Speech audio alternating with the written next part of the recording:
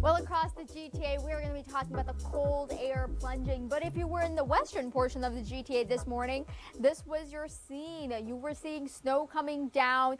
But if you were further towards Lake Ontario, that's where we had that rain. So it's this cold front that's going to be passing on by through the day today. Still looking at some light showers possible through the later half of, or rather the early half of the afternoon right along Lake Ontario. That tapers off with some light snow. And on the back end of this, we will be looking at some additional lake effect snow bands setting up off of Lake Huron heading into our day on Sunday, and that also includes down towards Niagara. Lake Erie, there will be some of those lake bands, or rather snow bands, pushing into Niagara. In terms of accumulation, that's why we have less than 3 centimeters into the Niagara Falls region, whereas off of Lake Huron 5 to 15 centimeters. That includes some of the snow that fell through this morning and what will come as we head into our day tomorrow. And what also will be coming is those cold temperatures heading into your Sunday. -10 in as most of Canada is about to be engulfed by cold air. Let's get a little bit more familiarized with the polar vortex, its meaning, and some of its misconceptions.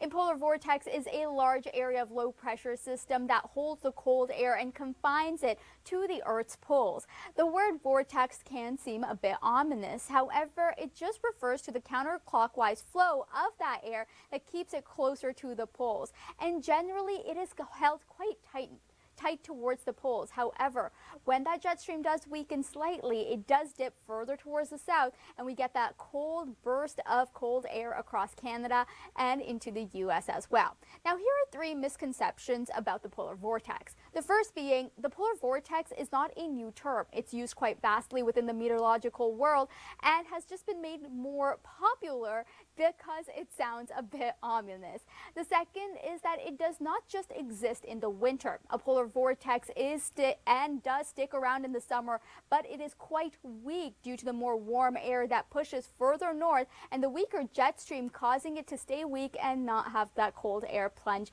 towards the south. And lastly, it is not just confined to Canada and the U.S. The polar vortex generally does sit over southeast Siberia or Baffin Island in Canada. However, you can get those cooler plunges of air anywhere into areas like Asia as well as into Europe as well. This particular round of the polar vortex is going to be impacting regions not just in Canada, but dipping all the way as far south as Texas and even into Florida. When we take a look at some of those temperatures going into next Wednesday, this is when we're going to see some of those coldest temperatures down towards areas of Houston and New Orleans, where they're looking at highs of about 3 degrees.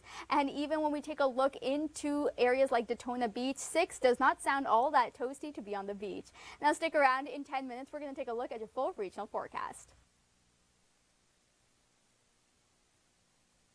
Presidential inauguration is this Monday, and with it, the polar vortex is also making an appearance, bringing that cold plunge of air into the city of Washington. Now, in terms of how cold it's going to get, take a look at this. Sunday afternoon, right around 0 degrees. As we head towards Monday afternoon, so noon, that is when the inauguration is, we'll see those temperatures as far down as -5 degrees. Now, this is causing that the inauguration will be happening indoors, and this is the second coldest day that we've had for an inauguration day since 1985. Frosted Flakes good? They're great! Great.